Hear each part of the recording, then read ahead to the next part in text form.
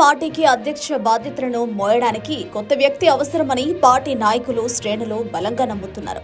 చంద్రబాబు నాయుడు 4వ ముఖ్యమంత్రిగా బాధ్యతలు చేపట్టబోతున్న సమయంలో పార్టీకి నూతన అధ్యక్షుడిగా మరొక వ్యక్తిని ఎంపిక చేయాలని వాదన బలంగా వినిపిస్తోంది. వార్ధక్యం పైబడిన చంద్రబాబు నాయుడు మీద అటు ప్రభుత్వం ఇటు పార్టీ బాధ్యతలు పెట్టడం కరెక్ట్ కాదనే వాదన ఎక్కువవుతుంది. చంద్రబాబు నాయుడు ఏపీ ముఖ్యమంత్రిగా ఉండడంతో పాటు కేంద్ర ప్రభుత్వంలో కూడా కీలకంగా ఉండబోతున్నారు. ఇండియాలో భారతీయ జనతా పార్టీ తర్వాత రెండో అతిపెద్ద పార్టీగా 16 మంది ఎంపీలతో తెలుగుదేశం ఉంది. కాబట్టి ఎన్డీఏ సర్కారు తీసుకునే ప్రతి కీలక నిర్ణయంలోనూ చంద్రబాబు భాగస్వామ్యం కూడా తప్పకుండా ఉంటుంది.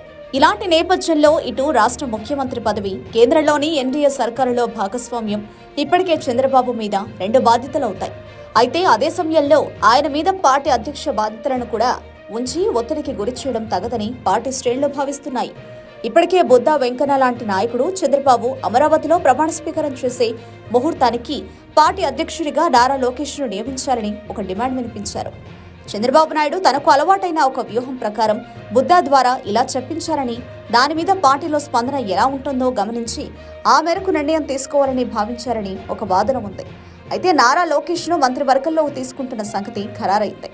అతని చేతిలోనే పార్టీ పగ్గాలు పెట్టడం జోడు గుర్రాల సవారీ అవుతుందనే అభిప్రాయం కూడా ఉంది. మరొక వైపు తెలుగుదేశం పార్టీ సారథ్యాన్ని నందమూరి కుటుంబం చేతిలో పెట్టాలనే అభిప్రాయం దశాబ్దాలుగా పార్టీలో వినిపిస్తోంది.